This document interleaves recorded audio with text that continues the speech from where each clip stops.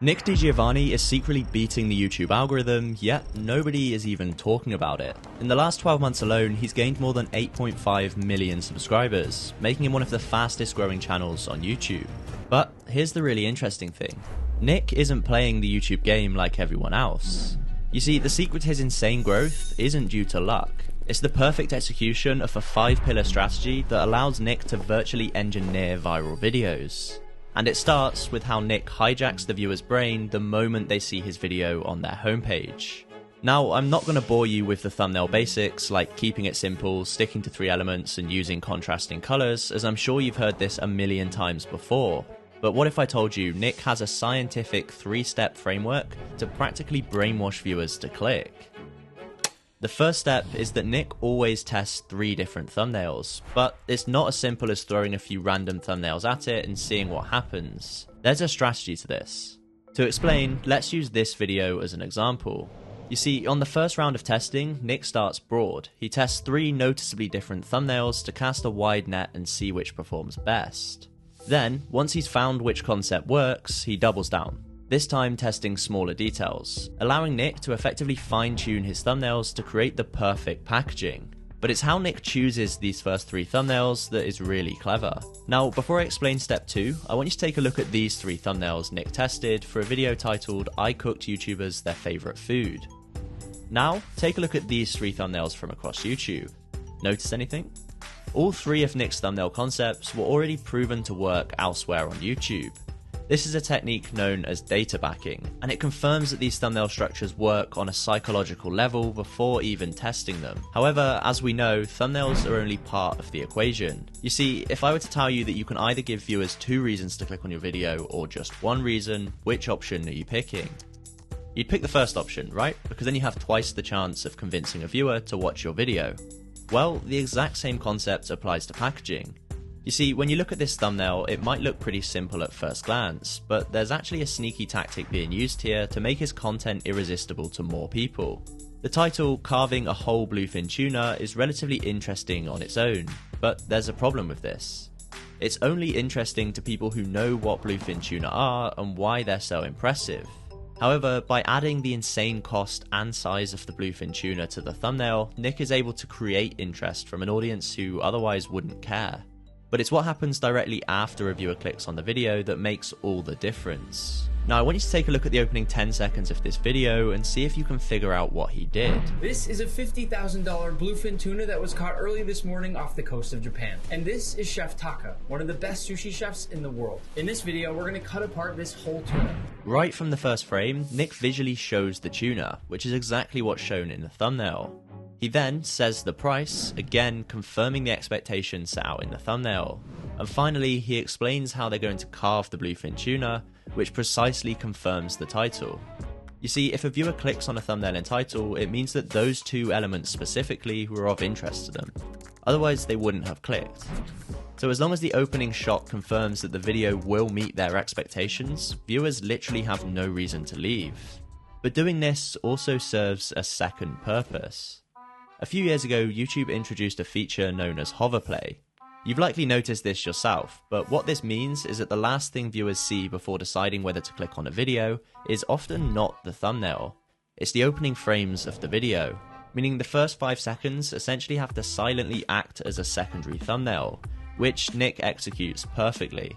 But reaffirming the click on its own isn't enough to keep viewers watching. It's what happens directly after the hook that keeps viewers locked in. Let's take a look at this video as an example, because Nick deploys 3 key tactics that make it almost impossible for viewers to leave, starting directly after the hook.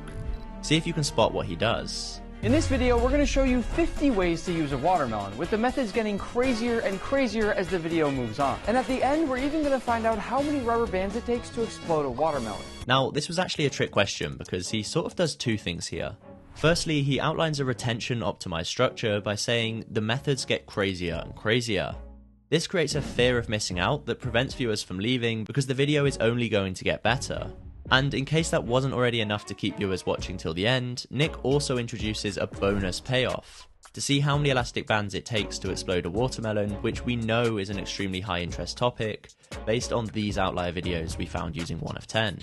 But this is only one part of the equation. What Nick does later in the video is truly genius. You see, as the video is 40 minutes long, viewers won't wait around for just one big payoff at the end. So to keep viewers engaged throughout, Nick introduces curiosity loops, which essentially create mini payoffs throughout the video.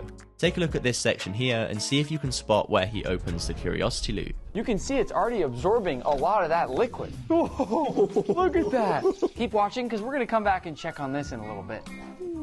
Nick could have simply edited out the waiting period and got to the results straight away, but by delaying this satisfaction, he opens a curiosity loop and establishes a short-term payoff that viewers have to keep watching to see. Will the watermelon actually turn blue, and what's it going to taste like? Also, notice how he places the watermelon behind them, still in view of the camera. This acts as a reminder for viewers so they don't forget what they're waiting for. In fact, this is really important for all payoffs, whether it's done visually like in this case, or whether it's verbally reminding viewers throughout the video. This loop is then closed 10 minutes later, satisfying viewers' curiosity and delivering that sweet dopamine release. This right here is the world's only piece of blue watermelon. But one of the biggest downfalls to list-style videos like this is something known as segmentation loss. Now, to explain segmentation loss, I'm going to use an example of viewers in a car driving down a highway. They enter the highway when the video starts, and the destination is the end of the video. Each time a segment ends, in this case as Nick transitions between each of the 50 watermelon hacks, this creates an easy exit point on the highway. When this happens, viewers have to make a decision as to whether they want to keep watching or exit the highway. Now, as long as the video is good, most viewers will stay on the highway. But between these segments, there's less resistance for viewers to leave, so naturally there are small dips in retention. This is relatively insignificant as a one-off, but when you repeat this multiple times throughout a video, it can start to add up. But what if there was a way to hide these imaginary exit points? Well, that's exactly what Nick does. Watch this next clip carefully to see if you can spot how he does this. Square watermelon, but I'm probably a little more excited for this cake now. I'm a little more excited for what we're doing next. We already showed you with that cake how creative you can get with a watermelon, but this is even more creative. Here, Nick uses something called a bridging sentence. This is where you link two segments together and ideally position the next segment as better or more interesting in some way. The result? Viewers are less likely to leave. I've even been using bridging sentences throughout this video to keep you engaged between each of the 5 steps. But retention tactics like this are completely pointless if nobody is even interested in the video in the first place. This is where step 4 comes in. You see, many creators think that coming up with viral ideas is purely a creative process, something you either have or you don't. But what if I told you that Nick and most of the biggest creators you know use a repeatable formula for generating viral ideas consistently? And the crazy part? Just about anyone can learn and replicate this. Now, there are countless ways to brainstorm video ideas, and I could make an entire 10-hour video explaining just this. But instead, I'm going to highlight one of the easiest and most effective methods that Nick uses, which is called outlier ideation. Let me show you how this works by using Nick as an example. Now, you can do this natively in YouTube, but it's going to be infinitely easier if we use a tool like 1 of 10 to do this. Using 1 of 10, we can create a track channel folder to filter through outlier videos from hundreds of channels within the food niche, which I've already done here. We can then sort through this folder to show the videos that have performed above average for these channels. And in this case, we only want to see videos uploaded in the last year and that have more than 1 million views, as we want to confirm there's a large interest in this topic currently. And I promise this will relate to Nick's strategy in just a moment.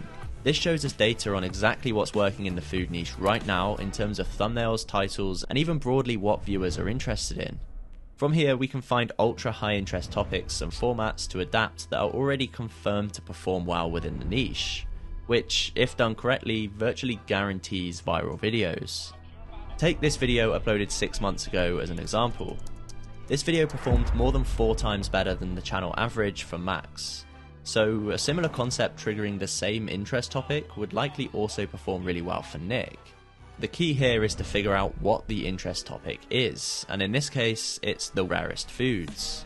So Nick, for example, could make "I ate the world's rarest foods." Well, Nick actually made this video last month, and unsurprisingly, it was an outlier for his channel, receiving more than 8 million views. Even the thumbnail was inspired by this example. Now, the key here is not to copy, but to adapt and improve, both of which Nick did. he adapted the concept to eating and made the video in his own style, which for his audience is an improvement. Now, if you want to use 1 of 10 to find your own viral ideas, you can try it out for yourself with 50% off using the link at the top of the description. But this is far from the only way to come up with viral ideas. In fact, there's an even simpler way to implement this concept that many creators overlook. Take a look at this video Nick uploaded last year that got 15 million views. Now, Nick could have simply taken the win and moved on, but instead, he doubled down and used the I ate the world's best food format again. The result? This video that got 13 million views. And then again, with this video, that got a further 10 million views. This is known as internal ideation and is by far the easiest and most consistent method for coming up with viral ideas. The only catch is you need a viral idea to begin with, which you can use 1 of 10 to help you find using the link in the description. Unsurprisingly though, as always, Nick takes things one step further and essentially puts outlier ideation on steroids. You see, Nick often uses something known as social hacking. Now, this is nothing new, but it's essentially when he leverages popular creators or trends in his videos in order to bring new viewers to the channel. And it's something that many creators do.